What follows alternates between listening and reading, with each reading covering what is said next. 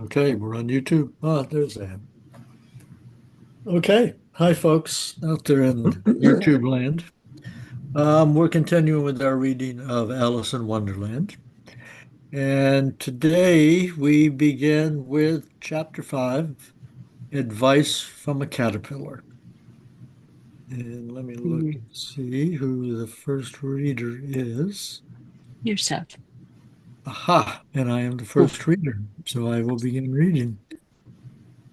Okay, Advice from a Caterpillar. The caterpillar and Alice looked at each other for some time in silence. At last, the caterpillar took the hookah out of its mouth and addressed her in a languid, sleepy voice. "Who are you?" said the caterpillar. This was not an encouraging opening for a conversation. Alice replied rather shyly, I, I hardly know, sir. Just at present. At least I know who I was when I got up this morning. But I think I must have been changed several times since then. What do you mean by that? Said the caterpillar sternly. Explain yourself. I can't explain myself, I'm afraid, sir, said Alice, because I'm not myself, you see. I don't see, said the caterpillar. I'm afraid I can't put it more clearly, Alice replied very politely, for I can't understand it myself, to begin with, and being so many different sizes in a day is very confusing. It isn't, said the caterpillar. Next reader, please. Said the caterpillar. Um, well, perhaps you haven't found it so, said Alice. But when you have to turn into a chrysalis, and you will someday, and then after that into a butterfly, I should think you'll feel it a little queer, won't you? Not a bit, said the caterpillar. Well, perhaps your feelings may be different, said Alice. All I know is it would feel very queer to me. You, said the caterpillar contemptuously. Who are you? Which brought them back again to the beginning of the conversation. Alice felt a little irritated at the caterpillars making such very short remarks, and she drew herself up and said very gravely, I think you ought to tell me who you are first. Why? Said the caterpillar. It was another puzzling question, and as Alice could not think of any good reason, and as the caterpillar seemed to be in a very unpleasant state of mind, she turned away. Come back, the caterpillar called after her. I've something important to say. This sounded promising, certainly. Alice turned and came back again. Keep your temper, said the caterpillar. Is that all? Said Alice, swallowing down her anger as well as she could. No, said the caterpillar. Alice thought she might as well wait, as she had nothing else to do, and perhaps after all, it might tell her something worth hearing. For some minutes it puffed away without speaking, but at last it unfolded its arms, took the hookah out of its mouth again, and said, So you think you're changed, do you? Tom, take it. I'm afraid I am, sir, said Alice. I don't remember things as I used, and I don't keep the same size for 10 minutes together. Can't remember what things, said the caterpillar. Well, I've tried to say, how doth the little busy bee? But it all came different. Alice replied in a very melancholy voice. Repeat, you're old, Father William, said the caterpillar. Alice, Alice folded her hands and began. You're old, Father William, the young man said, and your hair has become very white, and yet you incessantly stand on your head. Do you think at your age it is right?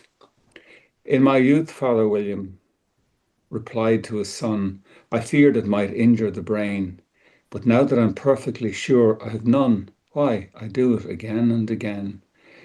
You're old, said the youth, as I mentioned before, and have grown most uncommonly fat. Yet you turned a back somersault in at the door. Pray, what is the reason of that? In my youth, said the sage as he shook his grey locks, I keep all my limbs very supple. By the use of this ointment, 1 shilling the box, allow me to sell you a couple. You are old, said the youth, and your jaws are too weak for anything tougher than suet. Yet you finished the goose with the bones and the beak. Pray, how did you manage to do it? In my youth, said his father, I took to the law and argued each case with my wife, and the muscular strength which it gave to my jaw has lasted the rest of my life. You are old, said the youth. One would hardly suppose that your eye was as steady as ever. Yet you balance Neil on the end of your nose. What made you so awfully clever? I have answered 3 questions, and that is enough, said his father. Don't give yourself airs.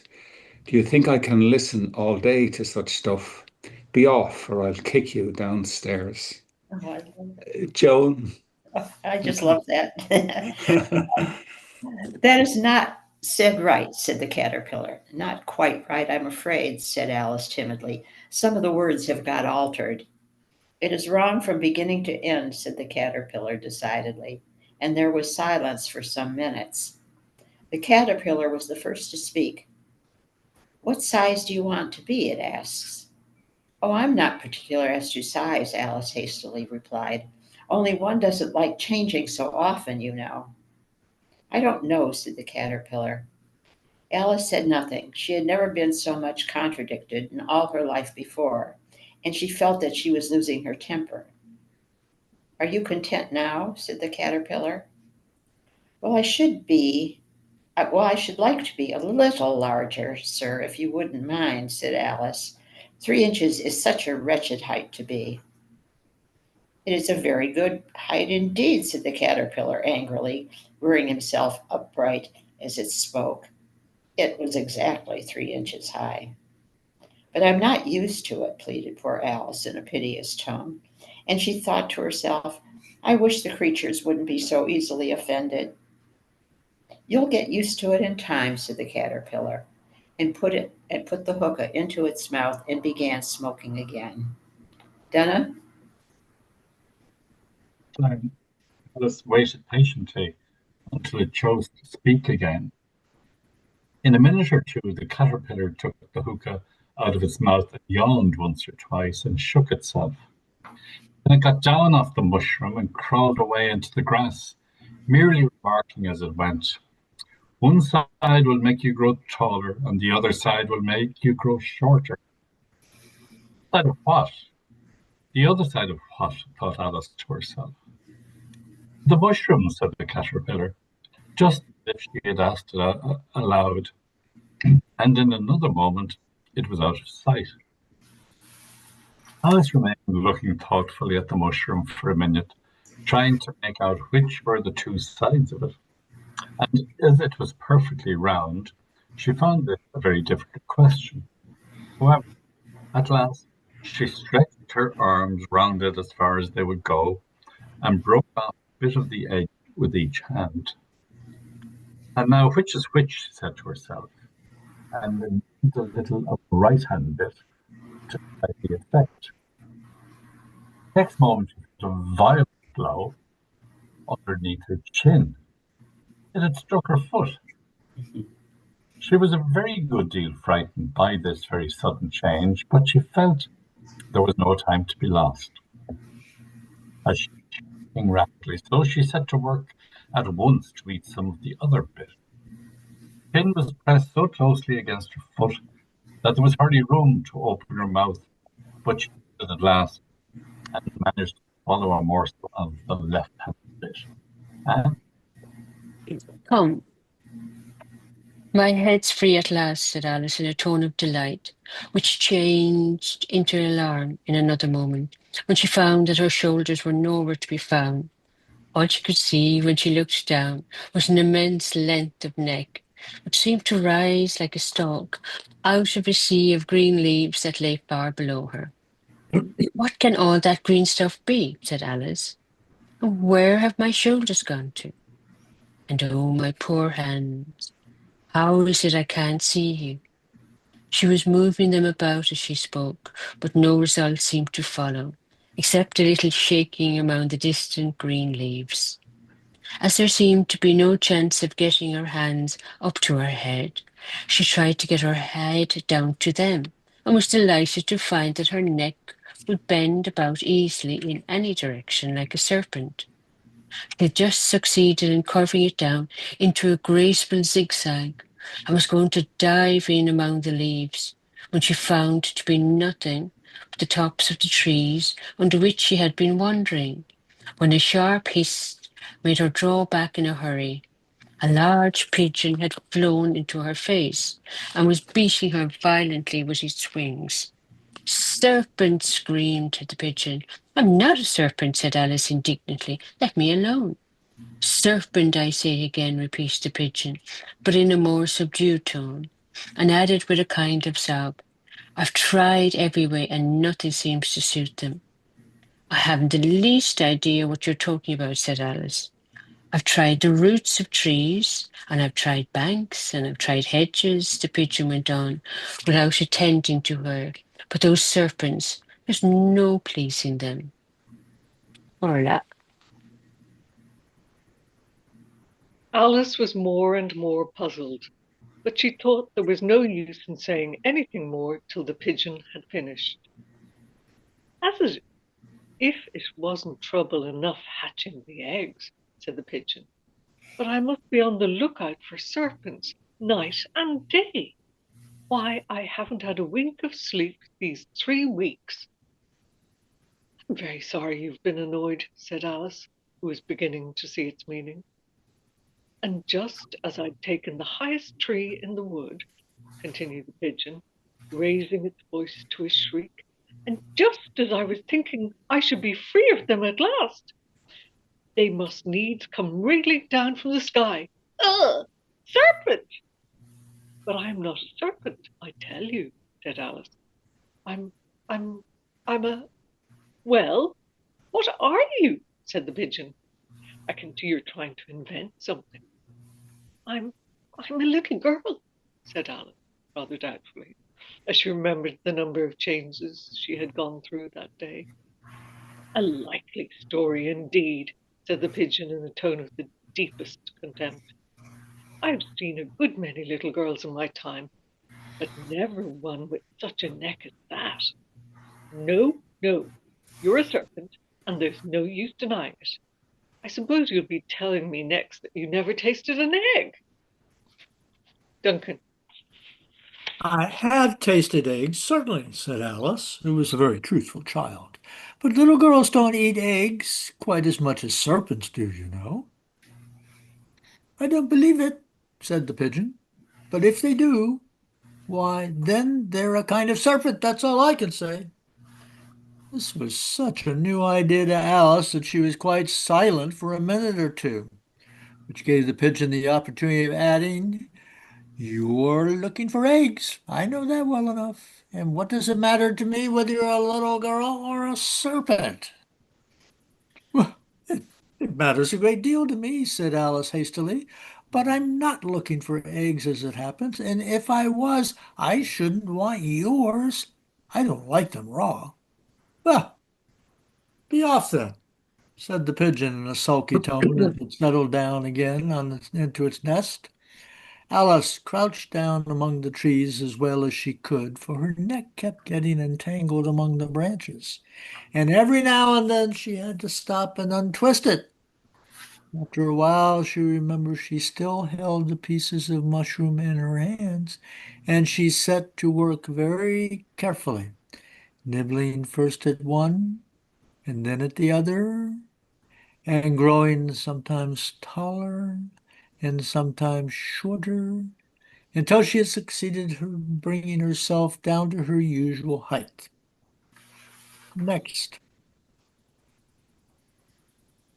It was so long since she had been anything near the right size that it felt quite strange at first, but she got used to it in a few minutes and began talking to herself as usual. "Come, there's half my plan done now. How puzzling all these changes are. I'm never sure what I'm going to be from one minute to another.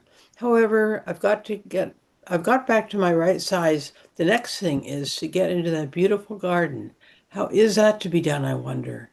She said that came suddenly upon an open place with a little house in it about 4 feet high. Whoever lives there, thought Alice. It'll never do to come upon them this size. Why, I should frighten them out of their wits. So she began nibbling at the right hand bit again and did not venture to go near the house till she had brought herself down to 9 inches high. Do we want to go on or stop? Let's talk just a little bit about this. Oh.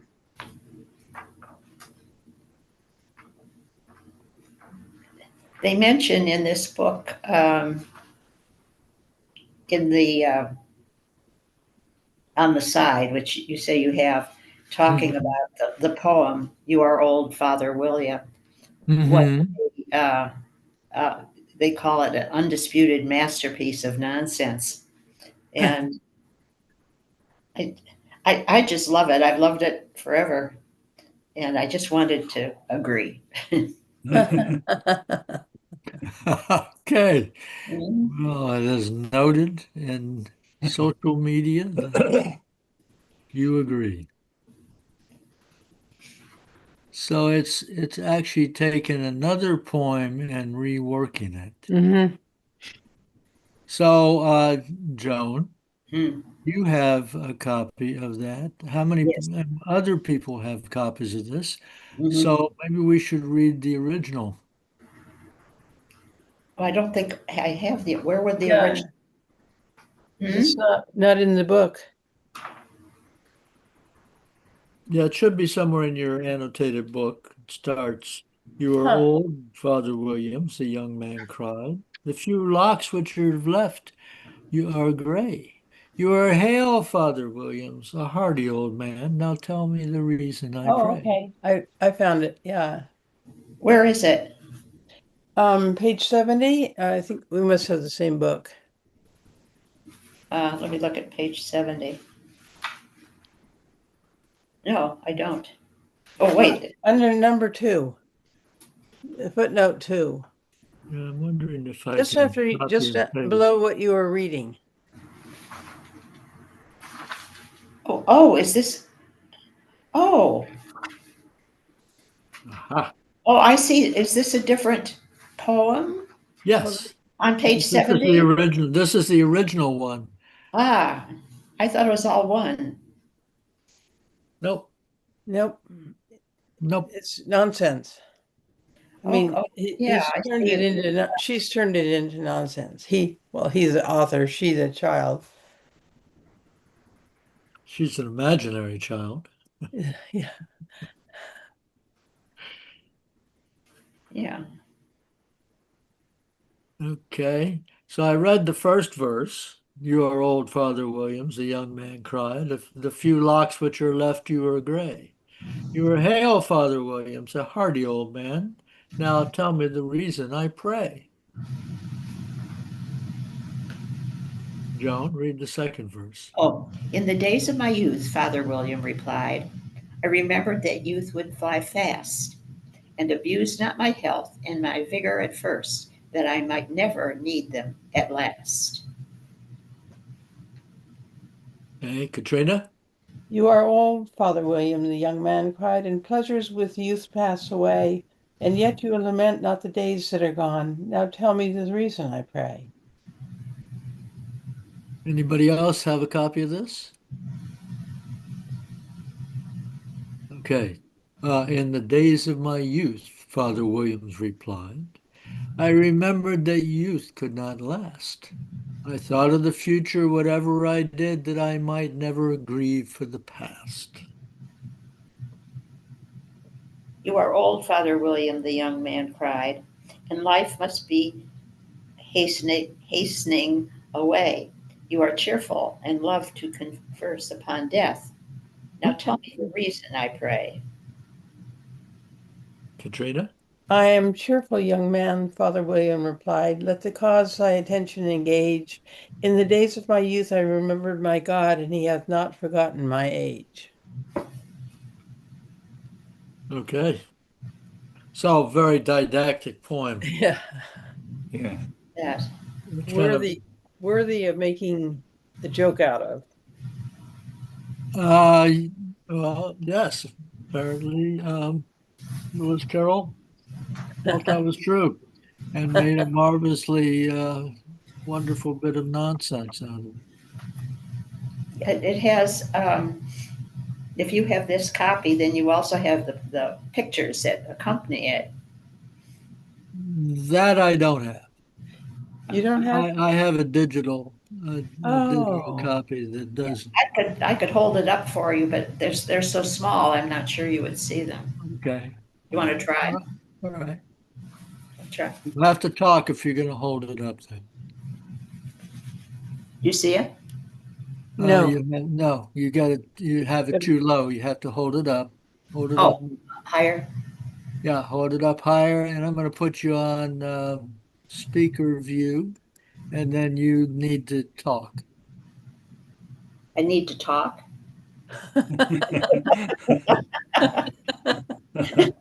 That's how it stays on speaker view. What? I can't Oh. read it.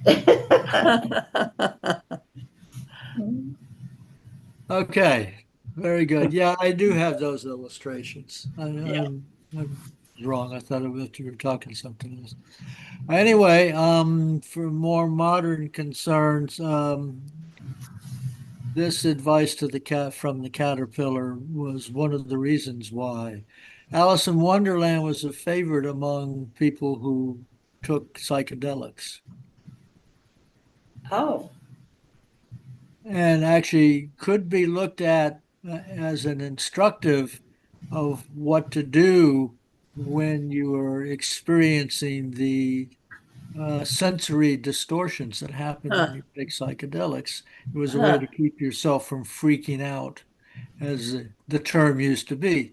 And the freaking out, literally, I mean, this is more information you need to know, but freaking out was basically because people were not used to experiencing these distortions in perception. On that's really psychedelics, interesting. Yeah. on psychedelics, you would also could at times experience yourself as being different sizes. And you could experience colors much more deeply than usual. It was not unheard of for people to see something in a bush or a cloud or even wallpaper. You could think you were a caterpillar. You could think you were a caterpillar. You could go a caterpillar changing into a butterfly, as a matter of fact. Yeah. But this would alarm some people. This was the danger of psychedelics was the same danger that Alice in Wonderland was experiencing, that with all these sensory distortions, one would worry if one was permanently changed. Or one could wonder, what am I that I'm undergoing all these sensory distortions? So just Can I ask, for hookah pipe, is that for hashish or is that for tobacco? I believe in this. I have no reference to it in my copy here, but I would think that it is more of a Hashish. has more of an opium Yeah. Oh, opium. Oh, Yeah. which I would not be surprised. I mean, if Dodson had read De Quincey's Confessions of an Opium Eater, I mean, I assume it was going on during his time because it continued into the 20th century. Yeah. So just a few little modern references, and this is exactly why the Jefferson Airplane made their song based on Alice in Wonderland. Oh, well, that's interesting. I don't know their song. Let's see, did I not I think last time I may have put a link to it. Did I Yeah, put a yeah. link to it last Yeah. time? Oh, I'm trying to. Oh, I somehow missed that. Yeah. But if you can just remember Jefferson Airplane, Yeah. Actually, Joan, I think, let me make a note to myself.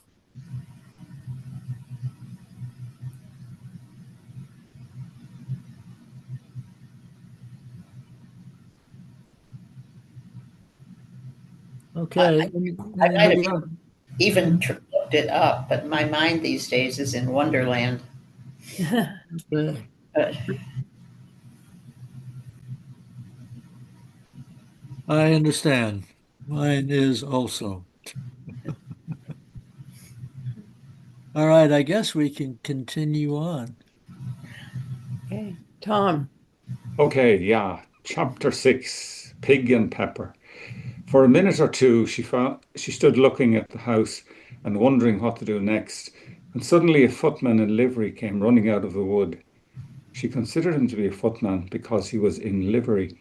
Otherwise, judging by his face only, she would have called him a fish, and rapped loudly on the door with his knuckles.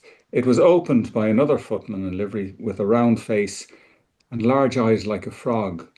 And both footmen, Alice noticed, had powdered hair that curled all over their heads. She felt very curious to know what it was all about and crept a little way out of the wood to listen.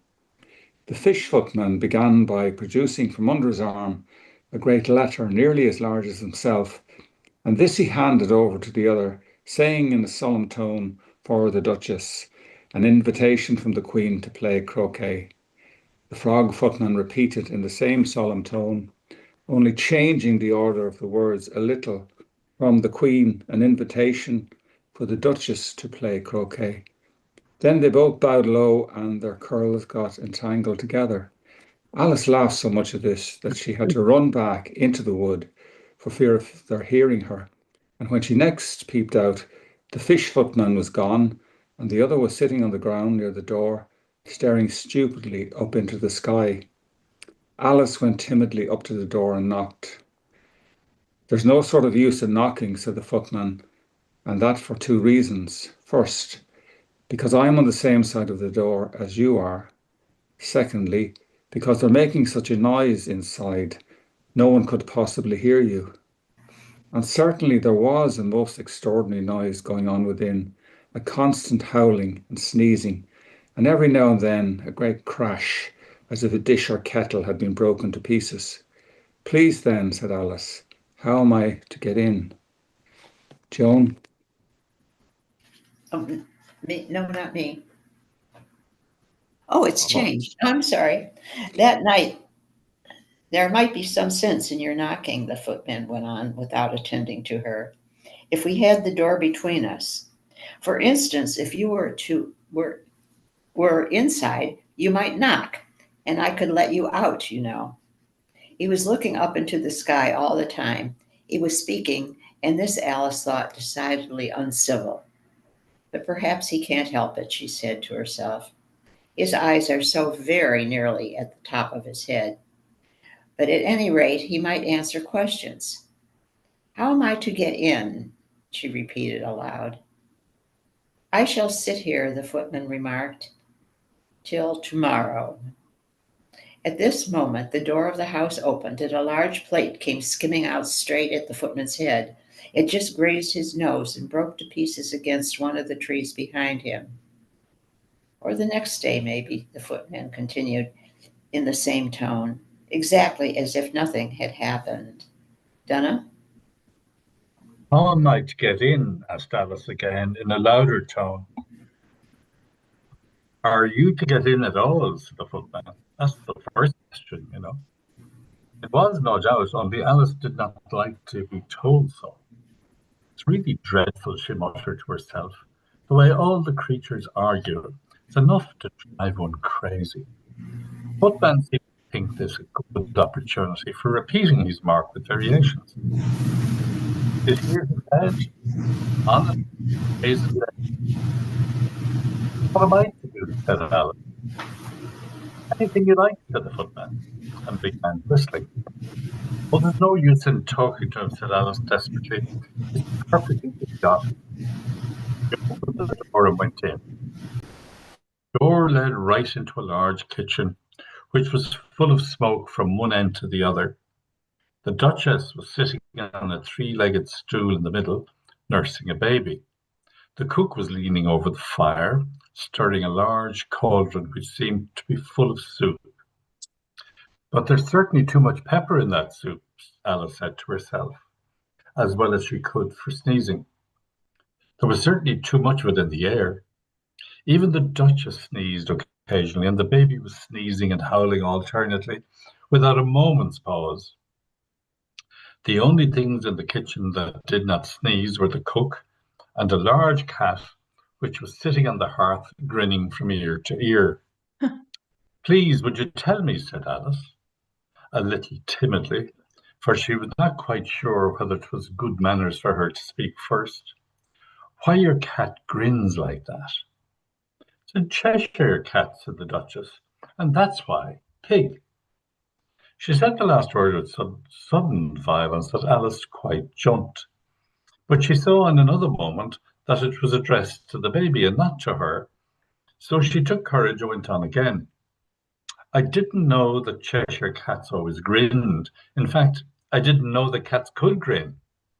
"They all can," said the Duchess, "and most of them do." Anne.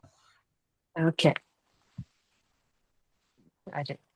I don't know of any that do, Alice said very politely, feeling quite pleased to have got into a conversation. "You don't know much," said the Duchess, "and that's a fact."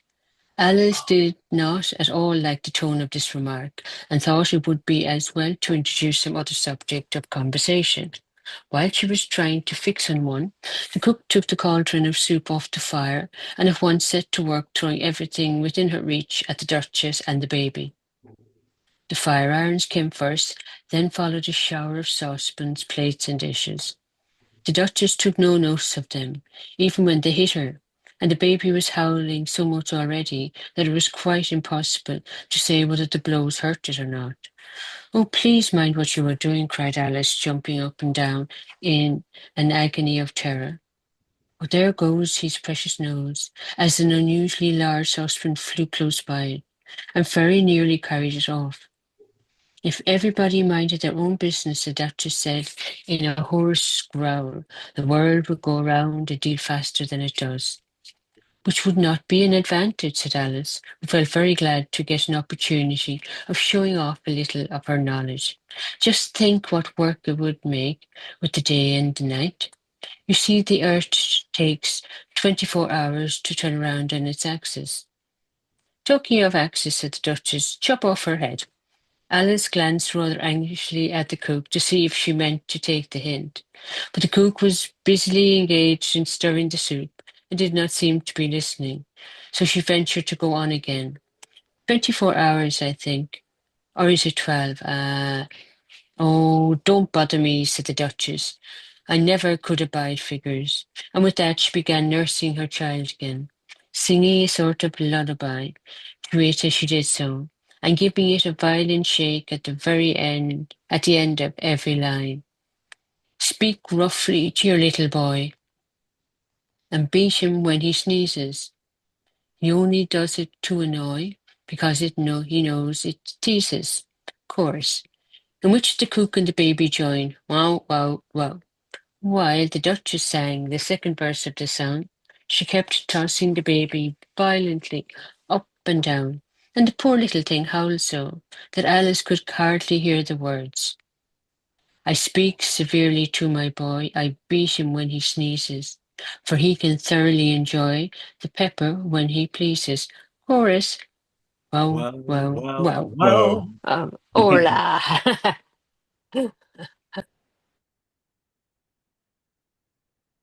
"Here, you may nurse it a bit if you like," the Duchess said to Alice, flinging the baby at her as she spoke.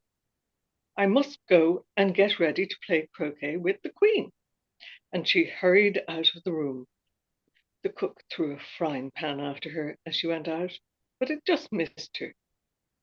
Alice caught the baby with some difficulty, as it was a queer-shaped little creature, and held out its arms and legs in all directions. "Just like a starfish," thought Alice.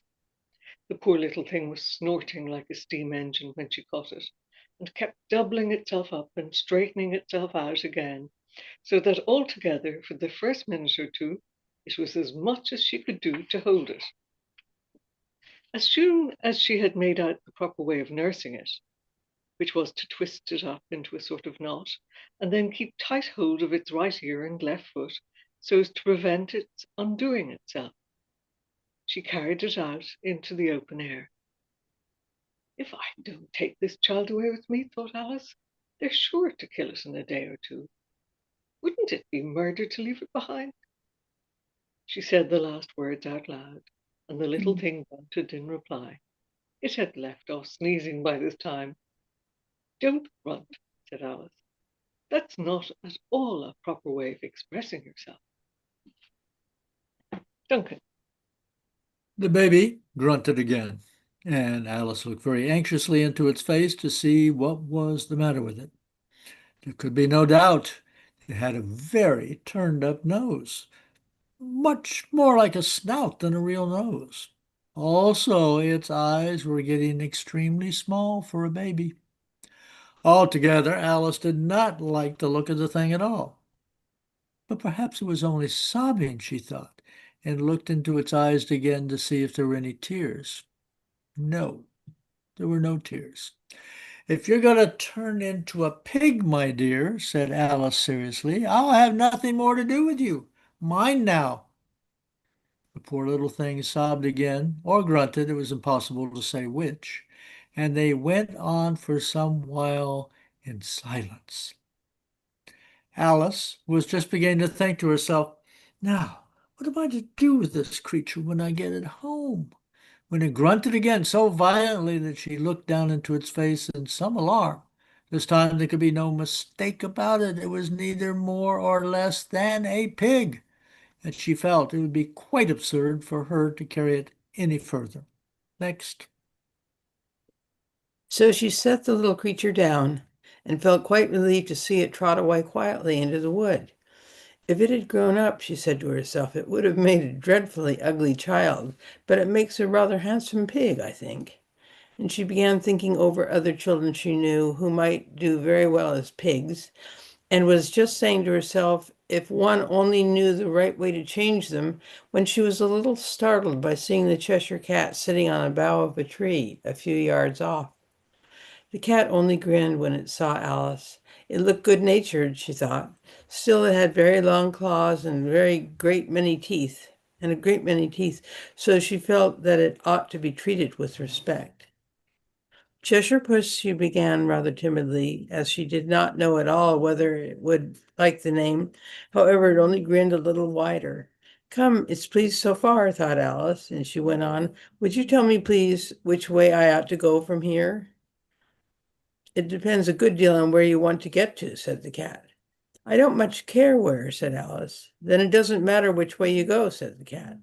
So long as I get somewhere, Alice added as an explanation. Well, you're sure to do that, said the cat, if you only walk long enough. Alice felt that this could not be denied, so she tried another question. What sort of people live around here? In that direction, the cat said, waving its right paw around, lives a hatter, and in that direction, waving the other paw, lives a March hare. Visit either you like. They're both mad. Tom.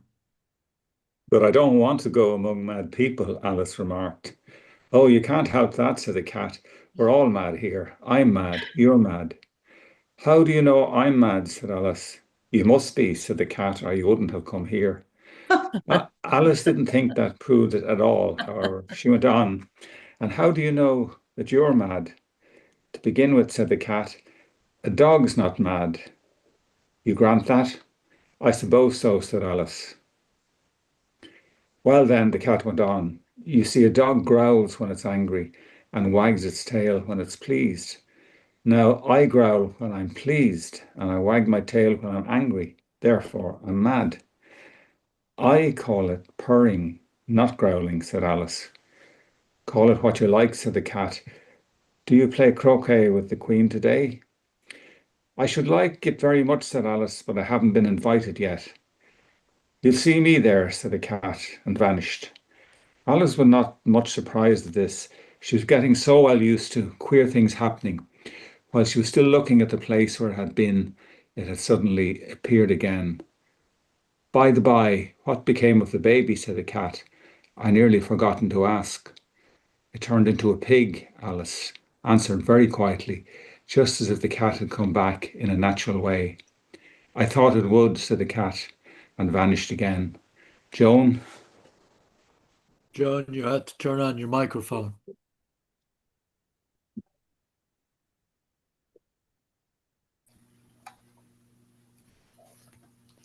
Alice waited a little, half expecting to see it again, but it did not appear, and after a minute or two, she walked on in the direction in which the March Hare was said to live. I've seen hatters before, she said to herself. The March Hare will be much the most interesting, and perhaps, as this is May, it won't be raving mad, at least not so mad as it was in March.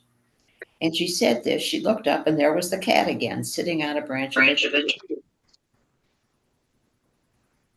Oh, what happened? Anne came in. You're okay. We see you now. Your Yeah. microphone seems okay now. Okay. All right, said the cat, and this time it vanished quite slowly, beginning with the end of the tail and ending with the grin, which remained some time after the rest of it had gone. Well, I've often seen a cat without a grin, thought Alice, but a grin without a cat is the most curious thing I ever saw in my life. Donna? She had not gone much further before she came in sight of the house of the March Hare. She thought it must be the right house because the chimneys were shaped like ears and the roof was thatched with fur.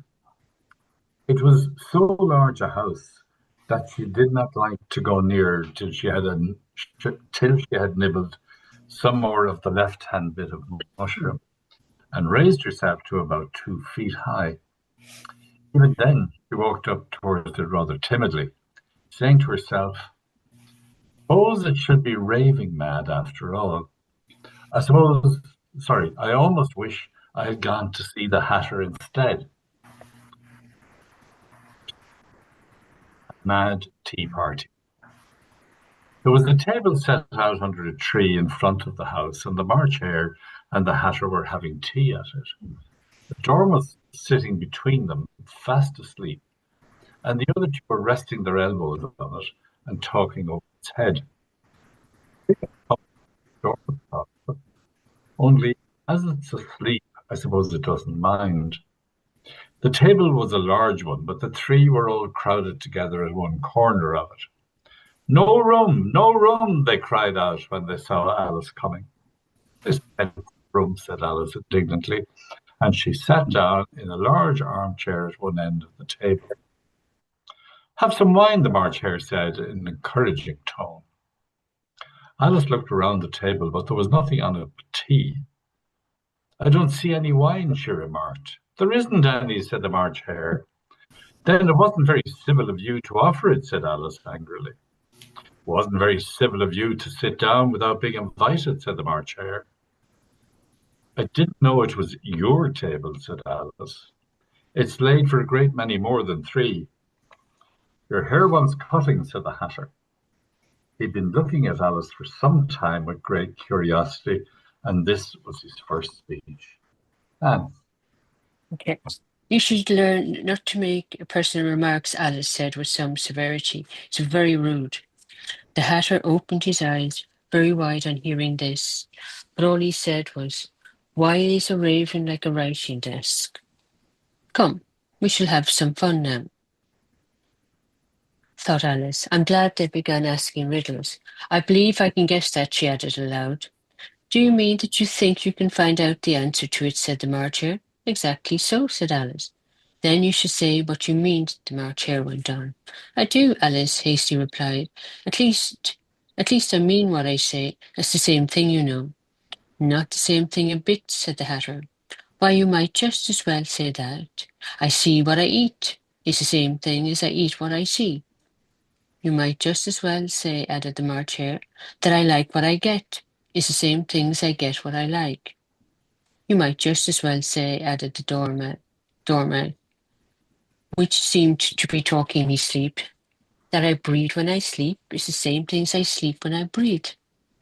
It is the same thing with you, said the Hatter, and here the conversation dropped, and the party sat silent for a minute, while Alice thought over all she could remember about ravens and writing decks, which wasn't much. The Hatter was the first to break the silence. What day of the month is it? He said, turning to Alice. He'd taken his watch out of his pocket and was looking at it uneasily, shaking it every now and then, and holding it to his ear. Alice considered a little and then said, the 4th. 2 days wrong, sighed the Hatter.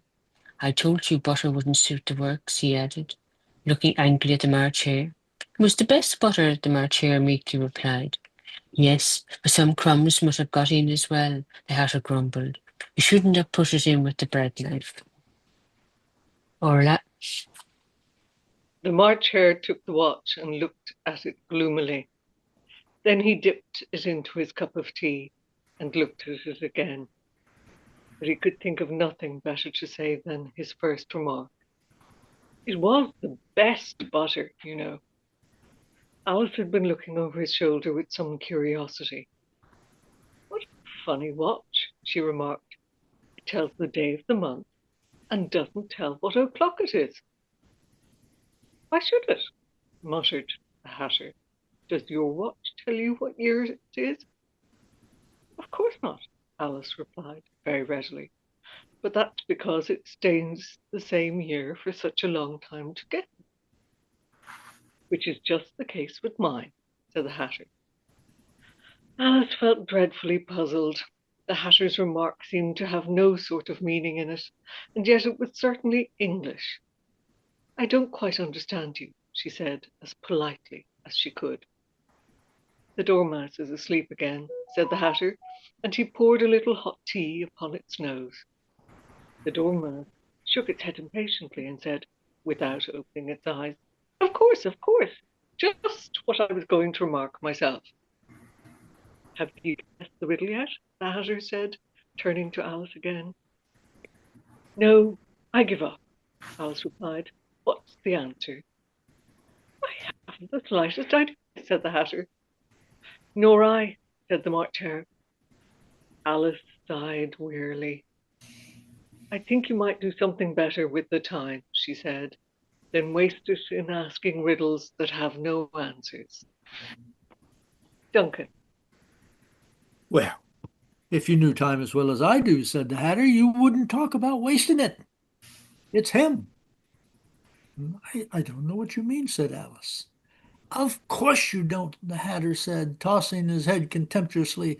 I dare say you have never spoken to time. Perhaps not, Alice cautiously replied, but I know I have to beat time when I learn music. Ah, that accounts for it, said the Hatter. He won't stand beating. Now, if you only kept on good terms with him, he would do almost anything you liked with the clock. For instance, suppose it was 9 o'clock in the morning, just time to begin lessons, and you only have to whisper a hint to time and goes round the clock in a twinkling. 1:30, time for dinner. I only wish I was, the March Hare said to itself in a whisper. Well, that would be grand, certainly, said Alice thoughtfully, but then I shouldn't be hungry for it, you know. Well, not at first, perhaps, said the Hatter, but you could keep it at 1:30 as long as you liked. Next. Is that the way you manage? Alice asked. The Hatter shook his head mournfully. Not I, he replied. We quarreled last March, just before he went mad, you know, pointing with his teaspoon at the March Hare. And it was the great concert given by the It was at the great concert given by the Queen of Hearts, and I had to sing. Twinkle, twinkle, little bat, how I wonder what you're at. You know that song, perhaps? I've heard something like it, said Alice. It goes on, you know, the Hatter continued, in this way. Up above the world you fly, like a tea tray in the sky. Twinkle, twinkle. Here the Dormouse shook itself and began singing in its sleep. Twinkle, twinkle, twinkle, twinkle, and went on so long that they had to pinch it to make it stop. Well, I've hardly finished the first verse, said the Hatter, when the Queen jumped up and bawled, he's murdering the time. Off with his head. How dreadfully savage, exclaimed Alice. And ever since that, the Hatter went on in a mournful tone, he won't do a thing I ask. It's always 6 o'clock now. Tom. A bright idea came into Alice's head. Is that the reason so many tea things are put out here? She asked. Yes, that's it, said the Hatter with a sigh. It's always tea time, and we've no time to wash the things between whiles. Then you keep moving around, I suppose, said Alice. Exactly so, said the Hatter, as the things get used up. But what happens when you come to the beginning again? Alice ventured to ask. Suppose we change the subject, the March Hare interrupted, yawning. I'm getting tired of this. I vote the young lady tells us a story. I'm afraid I don't know one, said Alice, rather alarmed at the proposal. Then the Dormouse shall, they both cried. Wake up, Dormouse. And they pinched it on both sides at once. The Dormouse slowly opened its eyes. I wasn't asleep, it said in a hoarse, feeble voice. I heard every word you fellows were saying. Tell us the story, said the March Hare. Yes, please do, pleaded Alice. And be quick about it, added the Hatter, or you'll be asleep again before it's done. Once upon a time there were 3 little sisters, the Dormouse began in a great hurry, and their names were Elsie, Lacey, and Tilly, and they lived at the bottom of a well. What did they live on? Said Alice, who always took great interest in questioning of eating and drinking. They lived on treacle, said the Dormouse, after thinking a minute or two. They couldn't have done that, you know, Alice gently remarked. They'd have been ill. So they were, said the Dormouse, very ill.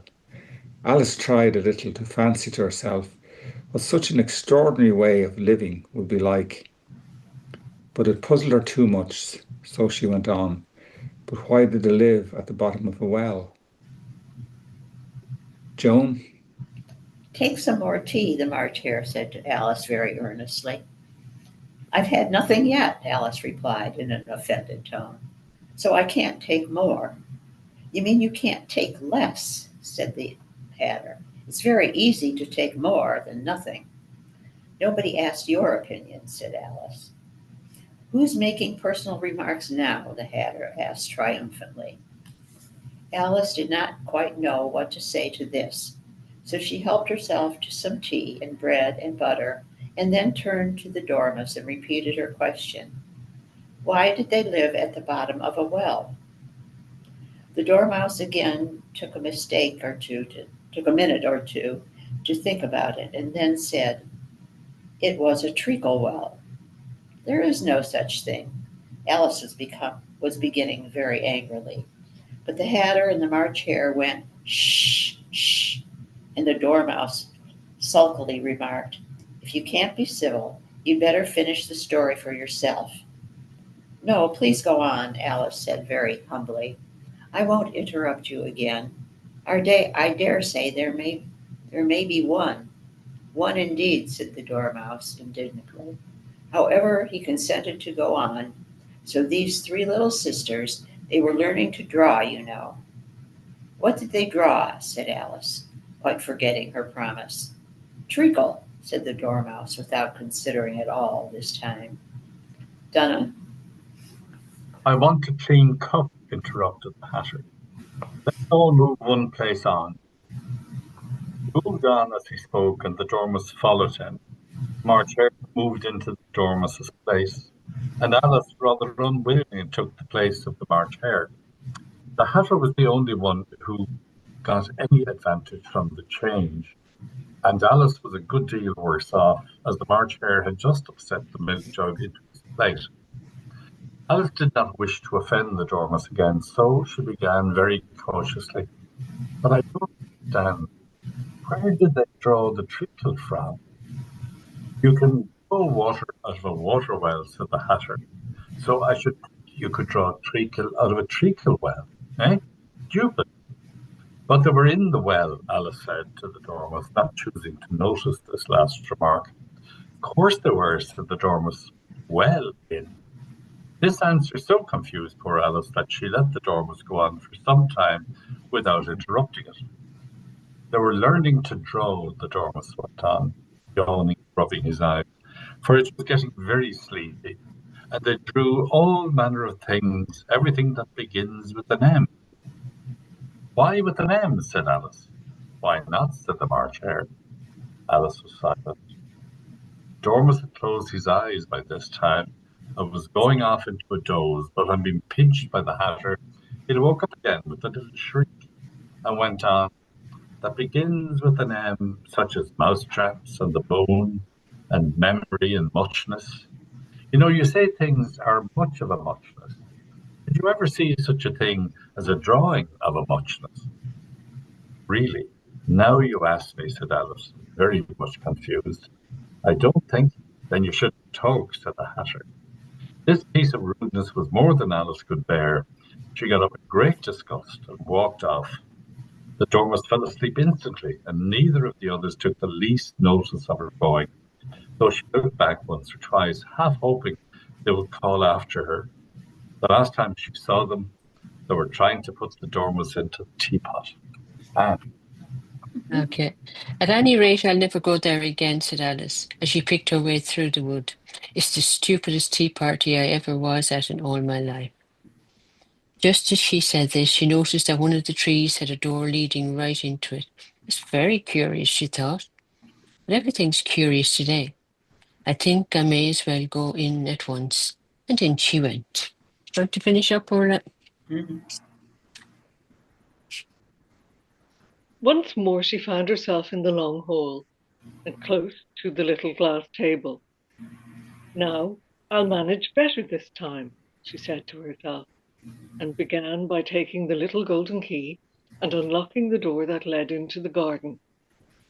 Then she set to work nibbling at the mushroom.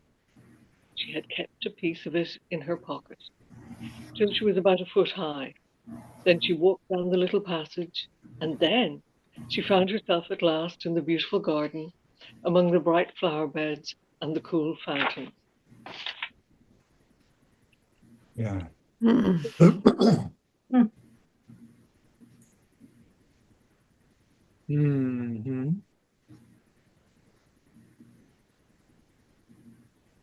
It's very fun to read aloud. Sometimes books aren't so good read aloud. I mean, they're not fun to read aloud, but this is I a nice. think Go ahead. with Alice in Wonderland, there are phrases that you remember all your life, like Yes. with her head, things like that. And there are things you remember, even though you haven't read it, you'd have heard phrases from it. Yes. Yeah. Yes. Yeah. There were some interest. I didn't have a chance to read them, but there were some. It looked like there were some interesting notes on the side. Mm-hmm. Yeah, as we've been reading, I'm thinking maybe I need to go back and read these Read notes. some of those, yeah. Well, maybe we could now read a few of them. Well, the answer to the riddle is always interesting. Oh yes, where is that? That's in the on page 95 of the annotated book of number 3 footnote. Yeah. There are suggestions about what the answer is, but the conclusion here is that there was never intended to be an answer. Right? I think that's what I saw. His People- own. Yeah, I'm sorry. Go on. Well, let me see. There's some of us have the footnotes and some of us don't. So let me try something here. I go here. Let me go to go to group gallery view. Let me go to share. And let me go to, there we go. You can see that now, right? Yeah. So these are the notes to just for the fun of it, why don't we read for a while anyway? We may not want to read them all, but let's go ahead and start. Who was the last reader? Laura, did you finish it up? There is the original Twinkle, Twinkle, Little Star. You mean in the notes? Mm-hmm. Okay. I'm going to go ahead and read what's on the page here. Oh, Here we go. Is that a editorial comment? Let's see. Note 1. There is good reason to believe that Tenniel adopted a suggestion of Carroll's that he draw the Hatter to resemble one Theophilus Carter, a furniture dealer near Oxford, and no grounds whatever for the widespread belief at the time that the Hatter was a burlesque of Prime Minister Gladstone. Well, that's a little addition that makes me think that probably was a burlesque of Prime Minister Gladstone. Carter was known in the area as the Mad Hatter, partially because he always wore a top hat and partly because of his eccentric ideas. His invention of an alarm clock bed that woke the sleeper by tossing him out on the floor, it was exhibited at the Crystal Palace in 1851, may explain why Carroll's Hatter is so concerned with time as well as with arousing a sleepy dormouse. One notes also that items of furniture, table, armchair, writing desk are prominent in this episode. Huh. All right. Katrina, can you see this well enough to continue the reading of this note? I can read from my book. Okay. The Hatter, Hare, and Dormouse do not appear in Alice's Adventures Underground. The entire chapter was a later addition to the tale.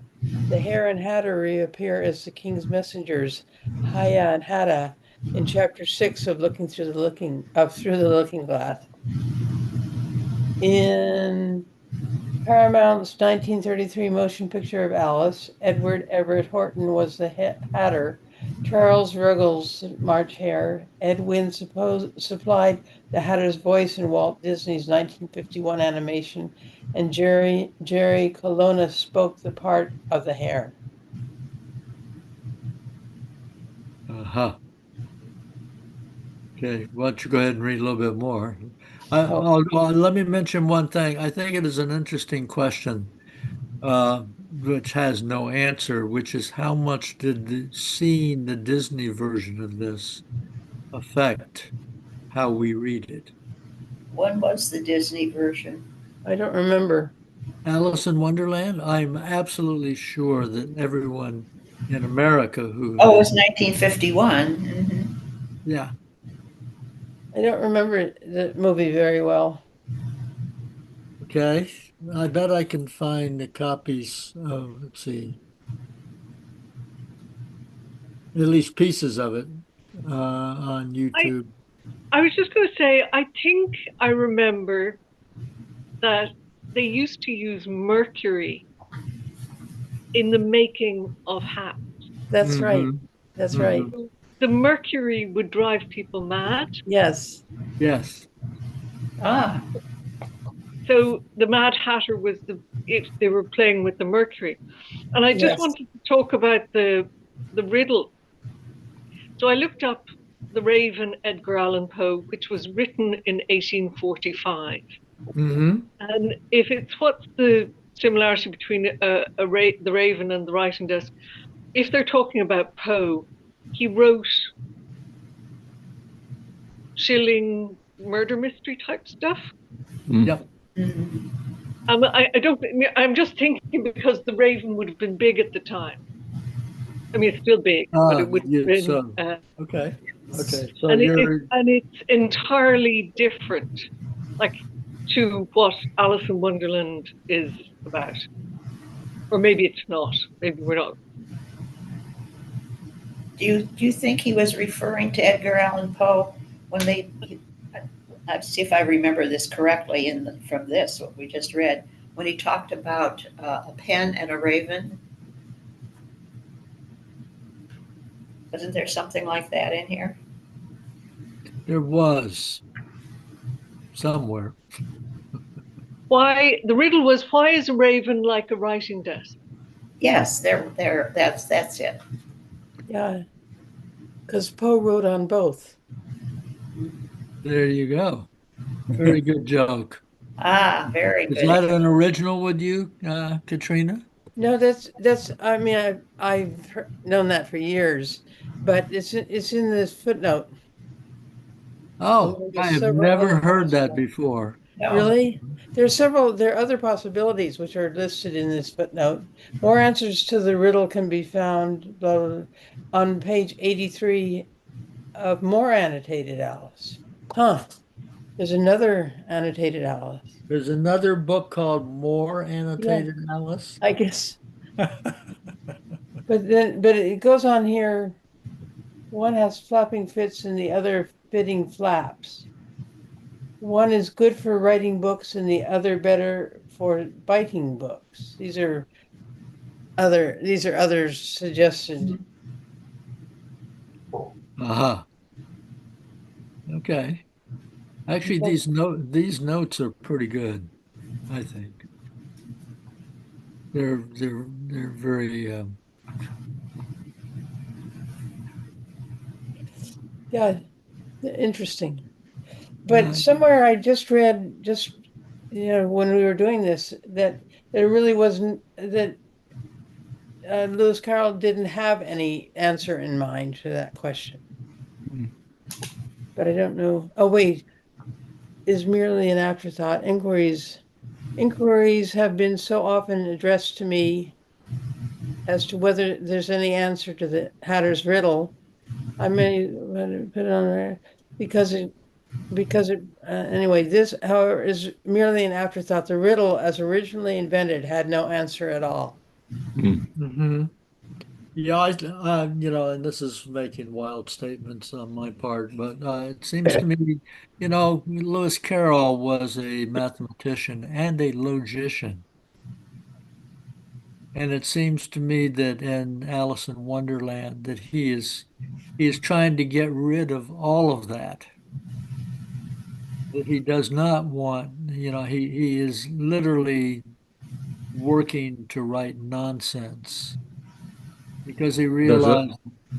There's a line there. I just noticed. The Duchess. Oh, don't bother me, said the Duchess. I never could abide figures.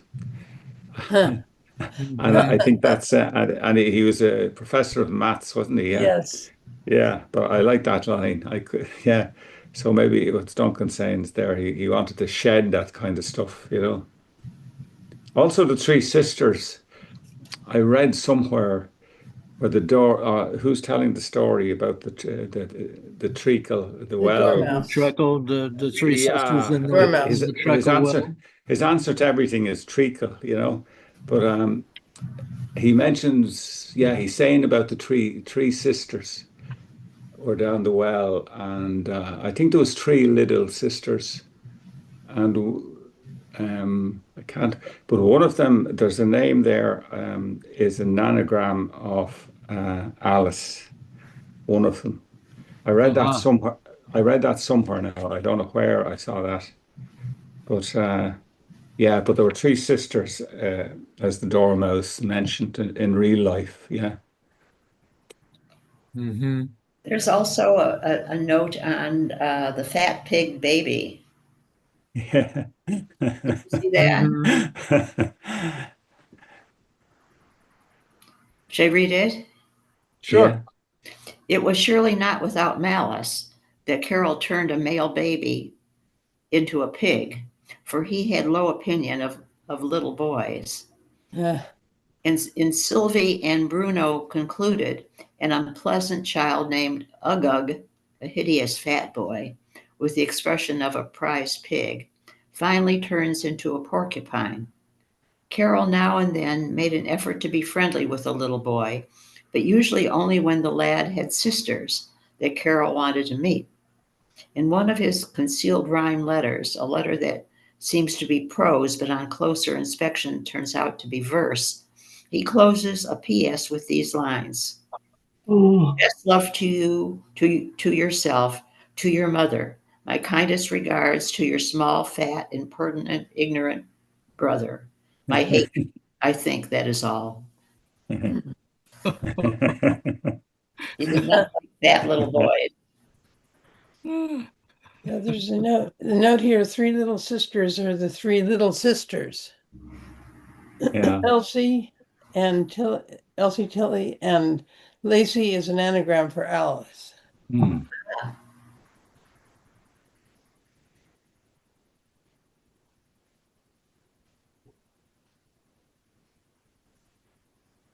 I wonder what the real Alice felt about him making her so strange with those mushroom pieces. Oh, well, at least my experience with children is children love nonsense. Yeah. I mean, if you talk goofy, that's about as great a fun as a kid can have, is to hear adults talking goofy. And I think it's because children are having to struggle so much with learning all the real things that they delight in being invited to be nonsensical.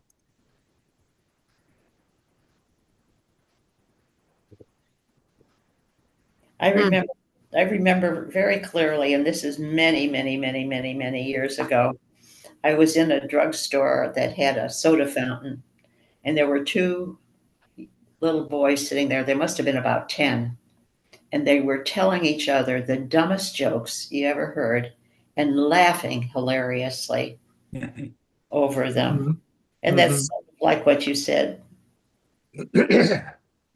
Yeah, I mean, I can remember when I was really young. I mean, I'm talking 5, 6, 7 years old, that I would get together with friends and we would tell these extended stories. We would create these extended stories Mhm. that were completely free of logic and facts. And, we did, when one person got tired, another person would jump in, or they would jump in anyway, and it would go on. In my memory, it would go on a long, long time. And, we would, give birth to other children in our minds in order to continue the story, et cetera, et cetera. It'd be like we could be telling like war stories, and then we would give birth to new children that could grow up to be soldiers, and it was all nonsense, but it would give us great pleasure.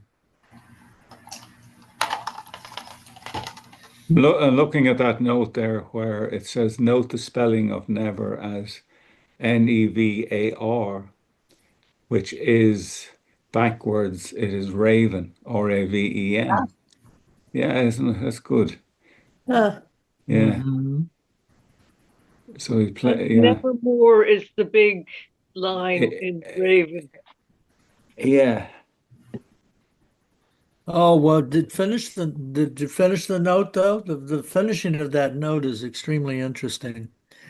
Carol clearly intended to spell raven backwards.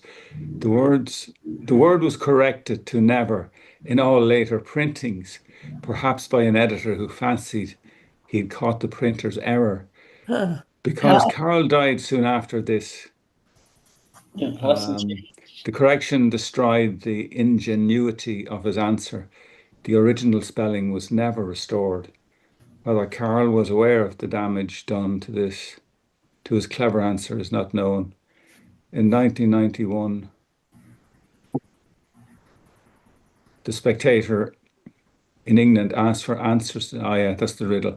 But what we read there was never Nevar or was it Never? I can't remember. Nevar, I believe. I Was think it? Yeah, yeah, yeah. They corrected it back again anyway. Yeah. Uh-huh. Yeah, because I remember, I'm pretty sure that I remember noticing that, Yeah. but almost in a subliminal manner. Mm. I just like the idea that Carol said, or the fact that Carol said, there's no answer to the riddle. Oh, well, here, okay, do you have these notes? Do you I'm have looking the, at this there because without them, what he says there. Hitler is the winners listed on July 6th are as follows. yeah, well, here, we better read. In 1991, the Spectator in England asked for answers to the Hatter's riddles as its competition number 1683. The winners, listed on July 6, are as follows. Okay, take it away, Tom. Go ahead.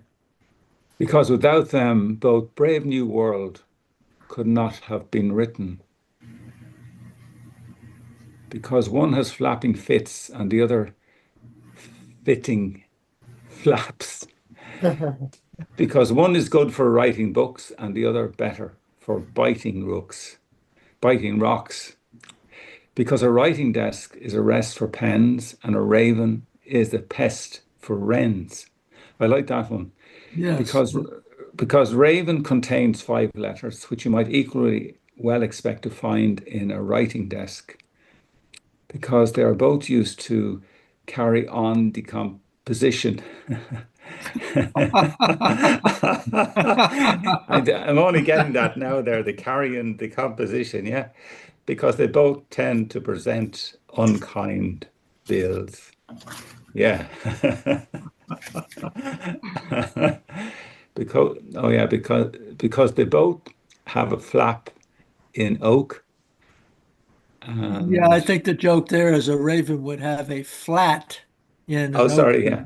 Oh, Yeah. oh, Yeah, well, some of them are really good, yeah, the answers, yeah.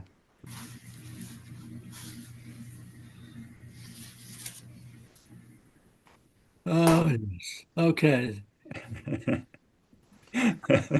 That was a really interesting thing putting that up, Duncan. Yeah, it was good. Yeah, this is fun. I think I will go and hopefully read more of these Yeah, next time because they're pretty good and they're pretty relevant. yeah. Duncan, it kind of looks like we might finish this next week.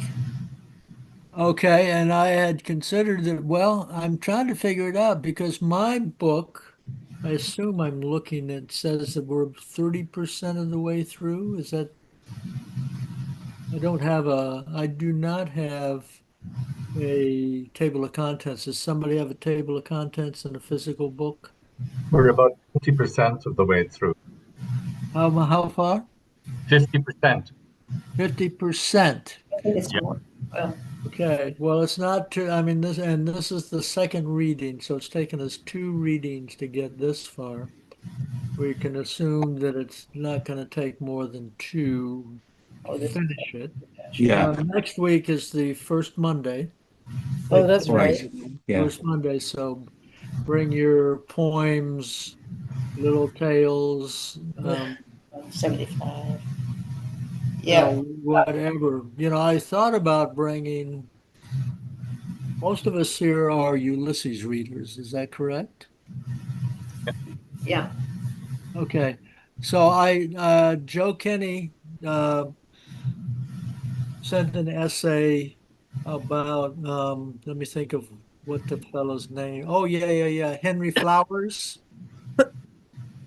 Mhm. Okay, I don't know if you took a look at it. Basically, there was Henry Flowers, of course, is Leopold Bloom's pen name when he's corresponding with Martha Clifford. It wouldn't open for me, Duncan. The one that you sent, the second one about the murder, did open, but the police officer and all of that, and the woman in her deathbed. But the first one from Joe wouldn't open. Huh. Oh, well, Did anybody else have any Yeah, problems? mine opened. Yeah, I didn't get either. Oh, Huh. you didn't get either one? Yeah. Okay, I'll send those to you. And I know it opened for me. Mm. Let me think about what I can do. I can always, it's not a very long article. I can always copy and paste it. Oh, perfect. Thank you. And It meant I that got too much the to there, me. second article, not huh? the first article. I got the second article, the Yeah, it's unveiling of about the murdered. Martin. Yeah. Okay, you didn't get Joe Kenny's? No. Okay. Okay. Well, the second article I was thinking about even possibly reading at least part of it for for my first Monday contribution. It's it's all how connected Henry Flowers, the murderer, is to Leopold Bloom. I have no idea, but the story in itself is a very curious story, Mm. and I think is very much in line with James Joyce's idea that we literally are um, living in a time after the Tower of Babel.